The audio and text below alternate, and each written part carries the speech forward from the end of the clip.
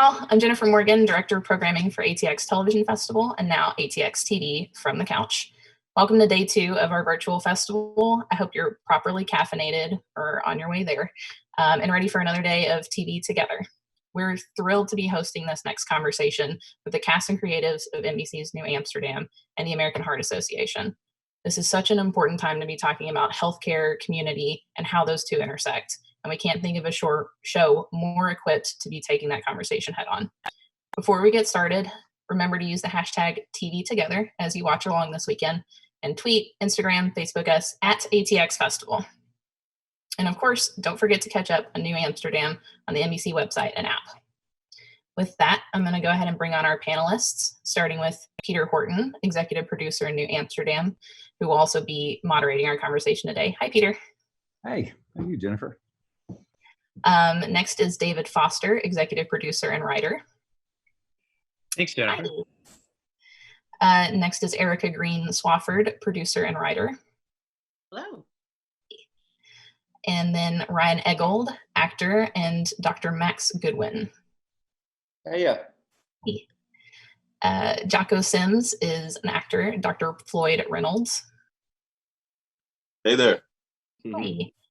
And then from, we have Dr. Regina Benjamin, 18th U.S. Surgeon General and the American Heart Association Board of Directors member. Hi, Dr. Benjamin. Hi, everyone. Hi. All right, I'll let you take it from here, Peter. Enjoy the panel. Fantastic. First of all, I just want to let everybody know that Dr. Benjamin loves our show, and we're thrilled about that. I do. Not only here to be part of the panel, she loves our show. Welcome, everybody. I guess I want to start by saying we're so sorry we're not there in the usual manner. The usual manner, which all of us have been there in different incarnations, which is so much fun to be there with you in the room, see your faces, hear your reactions, be able to hear your questions. And there's usually a real intimacy that comes from that. And so we wish we could be there with you like that. But given the fact that we aren't, we're going to try and make this as intimate and as casual and fun and similar to that as we possibly can. So everyone's going to throw thoughts in, and we're going to talk amongst ourselves and going to have a lot of fun. I'm going to set this up a little bit by starting with the fact that I, like a lot of you, grew up in a time of stakes. It was the Vietnam War, it was the Cold War.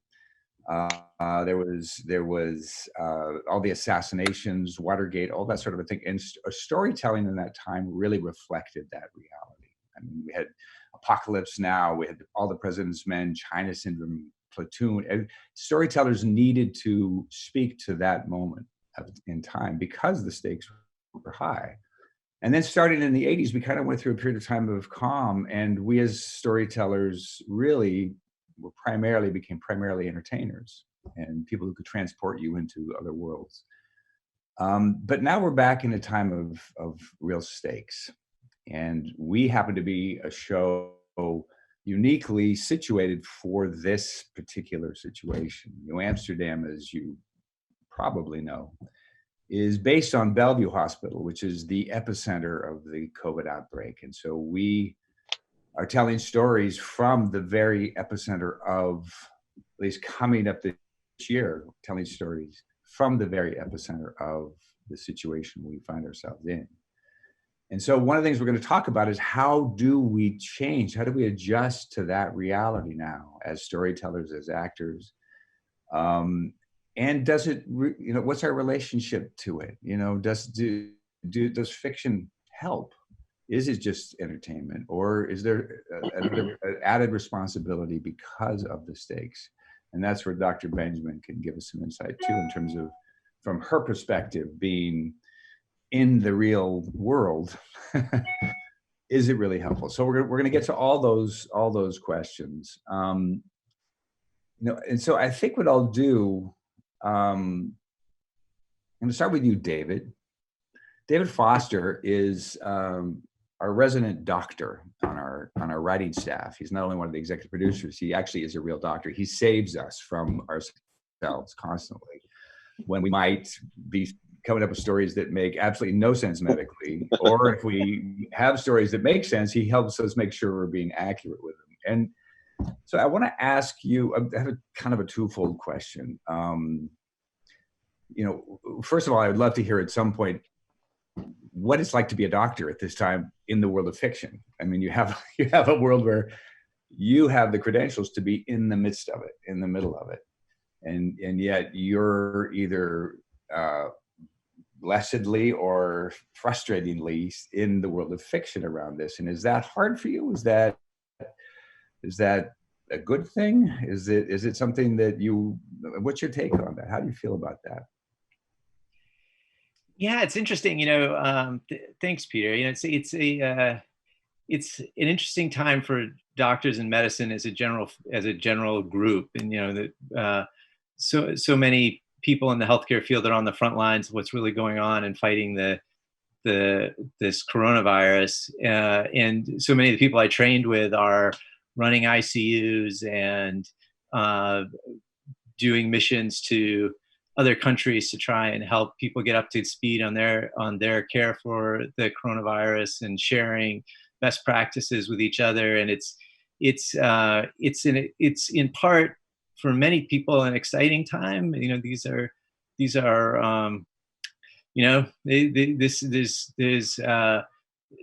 big things happening, and it's scary times. I think everybody's concerned for their health, and it's also concern for the health of everyone. Like, how can we stop this and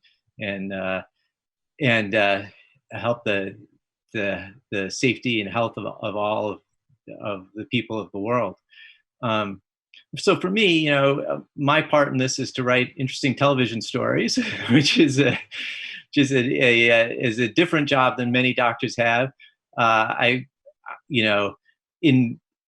moments of grandeur, I suppose I look longingly at the people running ICUs and think, wow, those are some exciting times to be on the front lines of the battle of your generation. But then I'm thinking more sort of sane moments. Boy, those people are really brave and are putting themselves out there every day. And I'm glad they're doing it, and I'm glad they're trained to do it. I certainly am not. I certainly would be a disaster if I was thrust into that situation. Unlike Ryan or Jocko, who could help because they play doctors on television and have real abilities in those areas. So anyway, that's just good for us all. Can I add to that a little bit? Yes, please. Okay. So I'm a family physician, and I have a clinic in a little small rural town in Viola Battery, Alabama. But I left that to become the United States Surgeon General. And that was a really hard decision because I had patients that I had been the only doctor in town for 22 years. But when I took on the role of the Surgeon General, I became America's doctor with 350 million people as my patients. So when you write a story, you really are getting these messages out to people and getting them out in a way that as individual doctors, we can't do, and getting that information. And there's a hunger for this type of information now around science and the things that you're hearing right now. So you really are always a doctor. Once a doctor, always a doctor. Mm. That's so interesting. It's so great to hear that from you, because we create these stories and we perform them and we edit them and direct them and put them out there and never really know what the impact is. So from your perspective, what is it that helps out there in terms of our messages when they come out? Like, for example, the two episodes we're going to talk about, one of them is that one that David wrote about the fact that African American men have a real epidemic of high blood pressure. And you're with the American Heart Association. How does it help to have us do a story about that, and from your perspective, in a real way? It really does. I mean, you reach millions of people every week with an episode, and then when it reruns again, you reach millions again. As an individual physician, I can tell the patients this. As public health people, we sit and tell you about the social determinants of health. We talk about the health disparities. But when you look at an episode, people relate to it. and they can identify with it, and they can tell their friends about that storyline the next day and have a conversation about it. And that takes it to a different level that we in healthcare try to do, but you're able to do it in a different way. That's really encouraging, right, guys? I am a fan, obviously. But it's... So let me ask Erika and David this question, and then I want to get to Ryan and Jocko. But so that's the reality we're in. We're in this world now of COVID, which it's a different world than the last time we were writing stories for our show or performing stories for our show. It's a different world, and we've been telling our stories from the context of social stability. Now the fabric in our society has a rupture. It's unpredictable. It's unstable. It used to be the world our patients were coming from was stable, but they were unstable, and we were trying to fix them. Now the world they're coming from is unstable. How does that affect how we approach, or how you guys want to approach stories? How does that change it for us going forward this next year? Erika, do you want to start? I still think that even though the world is completely unstable for all of us, that instability is felt differently by different groups of people. And so our storytelling can still shed light for a lot of people on how other people are dealing with the situations that we are talking about in our storytelling. Just because a person lives in Manhattan doesn't mean that their experience of this COVID nightmare is the same as someone living in Corona, Queens. And so there are still ways that we can say, we are all in this together, but we are all dealing with this in very different ways, because the very fabric of our society is built on a notion of instability. So I think that is one way that you can sort of talk to those things. So help me unpack that a little bit more. So there was an innate instability in certain parts of our country to begin with, right, that now is felt throughout our culture. Mm-hmm. It's kind of a great equalizer in that sense, right? So how do those fit together for us? I don't know if it's a great equalizer so much as it is an experience that we are all feeling. And some of us are going to feel it deeper and more magnified in ways that others are not going to experience this same great colossal issue that we are facing. So especially like within healthcare, those outcomes of people who are going through COVID-19 as a disease, as a virus. Some people will be able to experience it, do the 14 days in their home and be fine. There are people that are living on the street. There are people that are living in households where there is no way to quarantine from somebody else. So you can tell their story. You can talk about frontline workers who are continually being exposed by this. And those outcomes for African Americans, for people who are Latino, who already have compounding issues, this is going to make them feel it worse. So even though we are equally experiencing something grave, there are still going to be people that are going to feel it even more so because of the disparate nature of the way things are happening in our country. Whether it's, when we did the thing about racism, and the young boy was clinically diagnosed with racism, and that was what was that was his underlying factor. If you are already coming out of the gate with that, and then you put this on top of it, it's a turducken of madness. And so some people are going to be getting chicken, and then some people are going to be getting chicken, turkey, and duck at the same time. Well, that's such a good point. In a strange way, I mean, we've had discussions about this both in public and otherwise, how in some ways this whole pandemic has caused our divisions to be greater between the rich and poor, how you go through this as a rich person versus a poor person, how you go through this as an older person versus a younger person.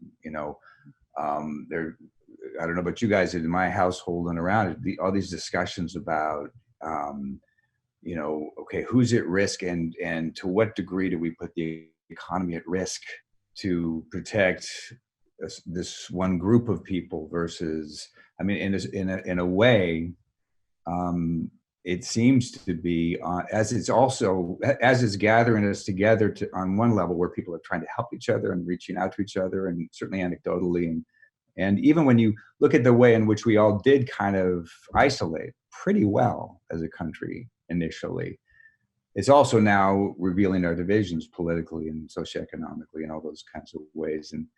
And I saw, Dr. Benjamin, I saw you nodding your head as Erika was talking. Do you want to add to that? There's so much to add to that. There's so much. She touched on the health disparities, particularly. When we first started talking about COVID, we told people that elderly people would come, were at risk, and people with underlying conditions. And we were thinking about people with cancer and, bedridden. But we really weren't thinking about people with high blood pressure, diabetes, and just obesity and things that are chronic conditions. So once we started seeing African Americans, Native Americans, and Hispanics starting to come in, we weren't surprised. But what we were surprised about was the fact that they were coming in sicker and they were dying much faster. And that was a total shock. So the American Heart Association also noticed that people with underlying cardiac arrhythmias and cardiovascular disease were doing worse. So we started a $2.5 million rapid research fund to try to figure out why. People don't even know they have a cardiac arrhythmia. Many people don't know their blood pressure is high, and they may have pre-diabetes and don't know it, and yet they're at risk and don't realize it. So we're seeing these terrible numbers. But I don't want you to think it is just because of our race. It is because of the social determinants of health. And that is what we're having to deal with as a society. We have research to show that your financial health is directly related to your physical health, your air quality, all of those things really, really matter. And your zip code is a better predictor of your health outcomes than your genetic code. Wow. Jocko, let's talk about you and your situation. Coming back to the show now, you're the head of the cardiothoracic portion of our hospital, and you have been working with various cardio surgeons to learn your craft, to learn what you're supposed to be doing. And you've been playing for 2 years, a guy who's, like I said, dealing with cases as they come. Now, since we last saw you, and Lord knows when and if we're going to see you again in Amsterdam. But assuming sometime, I mean, even no matter where you end up as your character, how's it changed for you? How do you are you viewing it differently at all? Are you thinking about how he would, what his inner life and perspective is, having gone through this as a cardiothoracic surgeon? How does it change your physicality? How does it change how you feel about him, if at all? Yeah, it's interesting in the sense that, well, first of all, as you mentioned, I'm not sure what the future for Dr. Reynolds would be. And for those of you who have watched the show and have been keeping up, my character moved to San Francisco to be with his fiance who got a job offer out there. And before the season ended, season 2, we were going to wrap up the whole thing, all the questions, whether or not my character was going to be gone for good, or is going to be, talks of a spinoff, or he was going to come and leave and maybe come back. We were going to wrap that up by April, perhaps. But now we're going to have to push that into season 3 and close it up. But hypothetically, I would say if Dr. Reynolds were to stick around, I mean, there's all sorts of things that I could bring to the character. Maybe some of us have known someone who has been directly affected, or even what comes to mind is my own personal health. Just being a Black male, or being a person that comes from a family that has, a history of high blood pressure and diabetes and whatnot. And full transparency, I checked my blood pressure today and it was a bit high, and that's scary.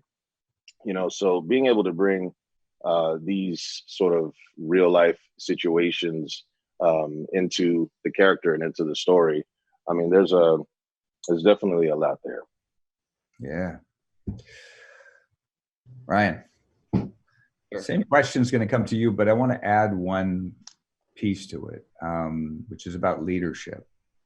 Since you're the head of New Amsterdam and have a very, very distinct and solid sense of leadership for that place. And there seems to be quite a bit of chaos and confusion in our national leadership around COVID. It's infused with a blaming, caustic, sort of divisive tone. And I'd love you to talk a little bit about, since you inhabit this character. We're not inhibited. Who is the leader of the largest hospital in America? It's basically the size of a city. How are you feeling about approaching Max as the leader of this hospital in the context of the national leadership that you and I guess he has experienced? How does that impact you or affect you? Yeah, I think to your question, Peter, that there is an opportunity to talk about leadership, and I think one of the areas where we've grown in the show, and one of the areas where we've struggled and sort of learned the most, one of them is not making Max's solutions to these large, complicated problems, issues, too easily afforded, or too simple, overly simplified. Well, I'll just I'll give this guy a way to check blood pressure in his barbershop, and then everything will be, it's like the opportunity to discuss solutions in a realistic way, and first off, even just transparency about the issue. I mean, one thing that's nice about, not to get political, one thing that's nice about Cuomo's leadership in New York, for instance, is that he just says this is what's happening. First and foremost, this is the problem, these are the facts, these are the issues. Whereas the national leadership, perhaps less so. But I think that, there is the opportunity with this character, with this story, to provide a template, an example of what leadership, good leadership might look like, and what the best way to sort of tackle issues and problems are that can help everyone. Yeah, the politicization of a pandemic is an interesting thing for Max to consider, I would think. Certainly. Yeah. Because David or Ryan, what do you think his take would be on that? Max's take on the politicization of this pandemic. I mean, I think Max would try to cut right through all the BS and all the crap and say, how do I help people? How do we get care to people? Which is sort of the opposite of what we've seen on the national stage. But forget how do I stay medical director, or how does this benefit me, or how do we help people, has always been David Schulner's and your guys and Max's motto for this show. And I think that the political stuff and all that is so often a barrier and a hindrance and a way to hide from doing the work that needs to be done, perhaps. I would also say that Max would say, how can I save people's lives? And how can I save the most lives, and the lives of their family members? And he would go beyond that to say that, and again, cut through all of that stuff. Right. Just turning the prism a little bit about it, just is one of the things that, as Ryan, that we've talked a lot about with Max is unintended consequences. In that, even the best of intention policies sometimes have people or situations that fall through the cracks. And one of the things that's really interesting in this time of COVID is people still get sick with other things, and that the hospital still needs to run in a certain way to take care of heart attacks and traffic accidents and people who at home slipped down their stairs and broke their leg. Those things, more mundane things, happen too. And I was just reading in the New York Times a fascinating article about what's happened as one of the consequences of the COVID restrictions at hospitals, that we limit visitors. In fact, almost no visitors into the hospital, and what that does to patients who are coming in for other procedures like a liver transplant or something, and that now people need to go, are sort of being asked to go it alone without their usual supports, and that this is what becomes an obstacle because of the things we need to do to keep everybody safe from COVID, becomes an obstacle to people getting care in other places that they need care. And how do we address that? And how does Max respond to those situations? And it's the interconnectedness of all of the hospital's functions and roles, and the different people who come to the hospital. It's a fascinating sort of web and world that we're able to portray on television. So Yeah. David, while I would also include, while we're interested in heart disease at the American Heart Association, all of the risk factors for heart disease, we talked about those social determinants, the stress. And so you can go into the mental health issues, and that is just as bad. But we're seeing a lot more telemedicine. And so how can you incorporate that teleconferencing and in the ER, wherever it is, but it's a reality in healthcare right now. The other thing I'd say about this particular conversation is empathy. I hope on the other side, when we come out of this, we talk about people who our economy shut down. People don't know where their next paycheck is coming from. If they have kids, they do have to go to work. What are they going to do for daycare, and the amount of stress that they're going through?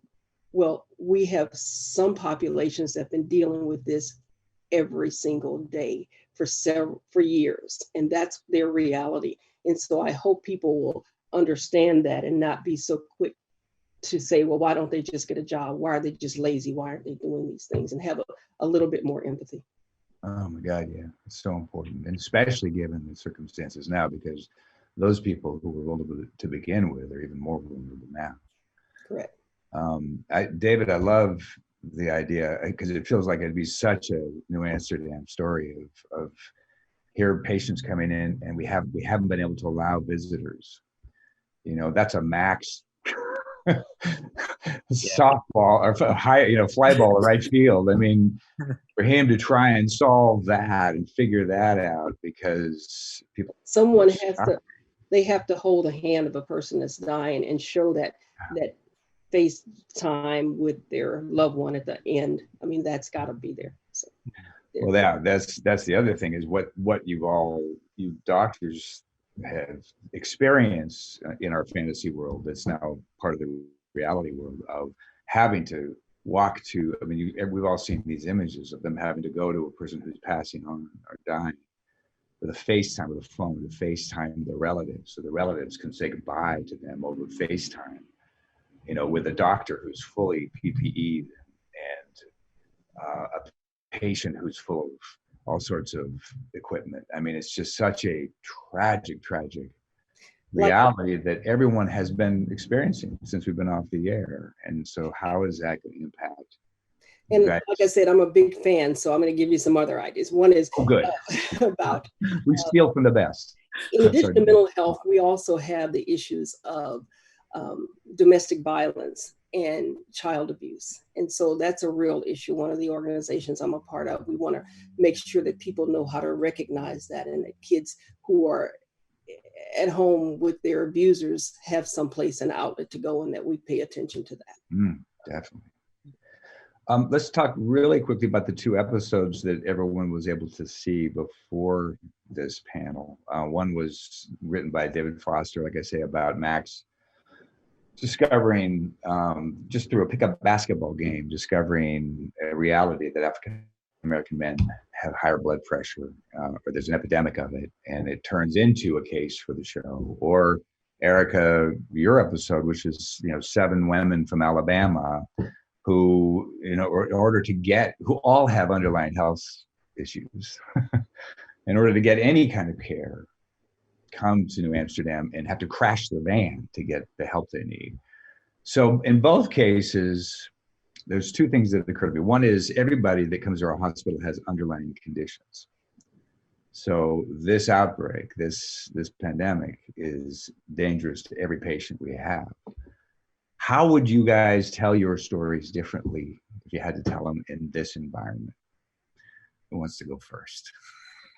I think many of the specifics are different. Kenny would be wearing a mask while he was cutting hair. Probably wouldn't have a group of 10 people sitting around giving him a hard time while he's cutting hair.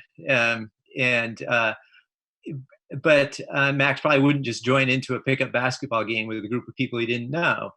But I think many of the central themes that the show dealt with, I think, continue to be relevant and true. If we wrote that episode this year, the idea of recruiting community leaders as important spokespeople to get out public health messages, and also to help to recruit people to actually maybe follow through on some of these measures. I think that's still an important measure. Hypertension certainly has increased in importance in the community. In the 80 million Americans who at least who suffer from hypertension, and certainly still the notion of the barbershop as a community center. There are programs now using hair salons and barbershops as important touchstones for contact tracing with COVID. So these sort of themes continue to be central. And if I can jump in for a second, David, I'm sorry, Erika, but you mentioned the basketball. Of course, Max would not be able to in this city pick up a game of basketball because they've taken down all the goals. Every goal, I ride my bike now everywhere, every single goal. I don't know how they did this in such a quick time, but they've taken out off the rim. And I Googled it to see why initially, and obviously they just didn't want people gathering during this time. I thought it was for a different reason at first, and then I calmed down. They're just keeping everybody safe. Erika, go ahead. No, go ahead. Erika, how would you tell your story different? Man, traveling en masse, that number of hours to the epicenter of COVID, they would probably shy away from having any sort of organized convention or anything within the city. Would they even come into the hospital at that point? They'd be staying away. I don't know. I don't know if she would have come up with that as a plan. I know that they would have personally been touched in their lives. I have been touched. I have extended family members that have now passed away from COVID because of pre-existing conditions. Right. So that would be in the back of my mind. I think they probably would be they were already angry and frustrated. And I see that there's a lot more mobilization because there's been time for self-reflection. There has been a lot of, people having to think about their lives, even as they go about how to navigate these COVID waters, to get more care locally, see if there is a way to get more of those dollars to become, the righteous right hand that she wanted to be for them in that moment. Messaging, whether or not it's becoming more political, being more active within your church group, to expand to make sure that people are getting covered appropriately with Medicaid and Medicare. And I think those same issues of looking out for being your sister's keeper would still play out. Whether or not it would happen in New York, I'm not so sure, but I think there would be more of an impetus to amplify hey, we need help here, and I'm not happy with what's happening right now and the way that things are playing out for us. So fantastic. Well, we're getting low on time, so I have 3 more quick questions. I'm going to start with Jocko. Being a celebrity, you have a microphone in a way that most people don't. So you both have been able to do PSAs. I think for both of you done for one for Bellevue. Jocko, I think you bought pizzas for the nurses at Bellevue on Nurses Appreciation Week. and a number of other things. Do you feel like you're making a difference doing these things, or do you feel like you're sticking your finger in a leaky dam? I mean, do you feel like it's having an impact? That's a good question. I always hope that, I reach one person at the very least when we attempt to do things. But I don't know, it's been an eye-opening experience. I remember in the beginning, after New Amsterdam gave all of our PPE to the hospitals, I attempted to try to get some more things to the hospitals, some more gear. And it was a big struggle, getting through the red tape that we talk about on the show all of the time, and talking to the doctors. We have, and forgive me, I did miss a portion of the panel here as my phone got disconnected, but not sure if we touched on the fact that we have a group chat, and we have Dr. Jeff in there and Lisa Wing, who's the head nurse at Bellevue and the emergency room, hearing firsthand what was happening there and hearing their frustrations has been rough. And it's for me, not even just being a celebrity and having this platform, but I don't know if Erika and David, you guys can consider this as far as your storytelling as well, but I'm struggling just to get my family to listen to me when it comes to this, because I'm glued to the TV half the time watching the news, and every other week there's something new coming out that's saying, now you have to be 9 feet apart when you see just strange stuff. And I'm calling my dad and I'm calling my mom, and it's just tough to get the people you care about, let alone the rest of the world to listen. But I never question it. I get out there and put the message out and hope that someone hears it. Ryan, what about you? Yeah, no, I mean, I think that's right. I think we're afforded the position to create an emotional connection with people through the show, through character, through the writing that you guys write, through these words and these stories, and the performances that Jocko gives, and everyone, Anna Palm, Freeman, Tyler, and Ryan, everybody. And I think that you can sometimes use that to, maybe people will hopefully listen, and you can also provide empathy sometimes more so through the show, as opposed to being a celebrity or anything, but in terms of you can provide an experience for someone else's life, what it's like to walk a mile in somebody else's shoes, so an experience they wouldn't otherwise have, which can be an emotional experience, which I think can help bring us together and think differently. So yeah, I hope it's definitely never a reason to stop caring or stop trying. So I hope that being a celebrity, which is a silly word, is helpful. Great. All right, last question is for you, Dr. Benjamin. As a way to send us off, what can people do to stay heart healthy while they're staying sheltered in place? Well, you can do the same things as when you're not sheltered in place. Make sure you exercise, eat right, be in touch with your friends. But while we are socially distancing, I will say, make sure you do keep that social distance. Always wash your hands. Just wash your hands and continuously wash your hands. The other thing is to look out for your own mental health and your friends. So if you start to feeling bad, you call someone, make sure you talk to them. And if they don't answer, call someone else. But do that. And the last thing is to wear a mask, because that mask can not only save your life, but it could save your family's life. And if you don't agree with that, at least know it's an act of kindness, that you have a kindness for someone else, that you're looking out for their health. So those are the things you could do right now.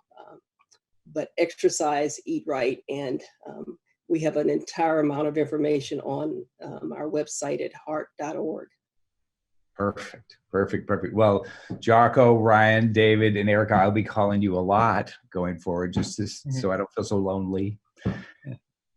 And thank you all of you that I can't see, but I know you're there. And we can almost hear your applause, and we thank you. We applaud back. And hopefully next year when we actually do this in person, we get to see all of your smiling faces. Thank you all so much for participating, and thank you all for coming. Thank you guys and keep up the great work. Thank you. Thank you. Thank you. Thank you all so much. Hi, Dr. Benjamin. Thank you. Hi, everybody. Thank you so much for tuning in. Thank you so much to the cast and creatives of New Amsterdam for joining us, and to Dr. Benjamin, of course.